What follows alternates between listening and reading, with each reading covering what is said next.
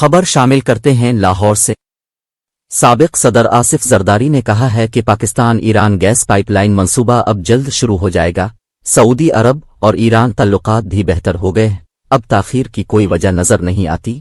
Iran border تک gas pipe line موجود ہے، صرف کنیکٹ کرنے کی ضرورت ہے۔ انہوں نے لاہور میں صنعتکاروں سے گفتگو کرتے ہوئے کہا کہ پاکستان قدرتی وسائل کے لحاظ سے منفرد ملک ہے۔ بنگلہ دیش کی معیشت کا جائزہ لے چکا ہوں۔ بنگلہ دیش کی 70% ایکسپورٹ بھارتی ساختہ ہوتی ہیں۔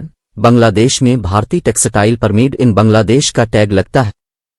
ایکسپورٹ کو یورپ تک لے جانے کے لیے میں نے کوششیں کی۔